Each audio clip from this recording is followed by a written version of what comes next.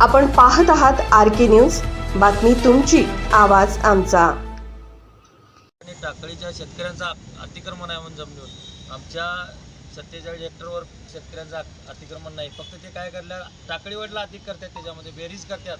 हे जी पोस्ट आहे त्याच्यामध्ये टाकळी आणि टाकळीवाडी एकत्रित दाखवलंय आणि टाकळीवाडीचं अतिक्रमण शेतीवर आहे हे सगळीकडेच आहे, मान्य आहे। मग ते अतिक्रमण एकत्रित दाखवल्यामुळे ते टाकळीने केलं असं ते सांगायला लागल्यात, पण तो महसुली गाव वेगळा आहे, टाकळीवाडी वेगळा आहे, टाकळी वेगळा आहे, ग्रामपंचायत दोन्ही वेगळ्या आहेत। त्यामुळे फक्त त्यांनी टाकळीचाच उल्लेख करावा। हे जे चुकीचं संभ्रम पसरवा लागल्यात की बाबा ह्याने अतिक्रमण वाचवायसाठी MIDC नको म्हटल्यात। आमचा 47 हेक्टरचा जे दोन्ही गट आहेत ते आजही रिकामे आहेत। त्या ठिकाणी एकही गुंठा अतिक्रमण नाही आणि त्या ठिकाणी एकही घर बांधलेलं नाही।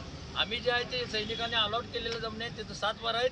त्या ठिकाणी भूमिहीनांना प्लॉट दिलेलं त्याचं पण सगळे आदेश आहे आणि हे आहे ते सोडून 47 हेक्टर आहे, याच्यावर एकही अतिक्रमण नाही आणि अतिक्रमण नसलेली जमीन त्यांना पाहिजे आहे। अतिक्रमण काढायची हिंमत असती तर आखीवरचं अतिक्रमण काढायचं होतं, तिने का काढलेलं नाही? तो गट का वगळला तिने? त्यांच्यात हिंमत असली तर अजून पण अतिक्रमण काढावं तिथं आणि MIDC करायला तिथं पाऊल सुद्धा घालून देणार नाही।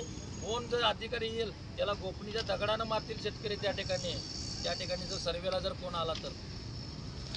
कुठली घटना आहे त्यापूर्वी कोणाकडनं भाडं घेतलंय का असं काहीच घडलेलं नाही। फक्त आणि फक्त या आंदोलनाला विरोध करायचा, म्हणजे कोणाचा ऐकून आणि काय करत असतील ते आमदारांचं ऐकत असतील किंवा आणि कोणाचं ऐकत असतील, नगराध्यक्षकांचं ऐकत असतील की यांना इथनं उठवायचं यासाठी एक भीतीपुटी दाखवायची की बाबा तुम्हाला एवढा चार्जेस लावलेत, एवढा दंड लावलेत म्हणून त्या ठिकाणी नोटीस द्यायची आणि तुम्ही उठा म्हटल्यासारखंच आहे। मग त्यांनी ते खुलासा केला आहे की बाबा आम्ही फक्त दंड मागितला नाही तर भाडं मागितलेलं आहे। भाडं मागण्याचा अधिकार तुम्हाला कोण दिला?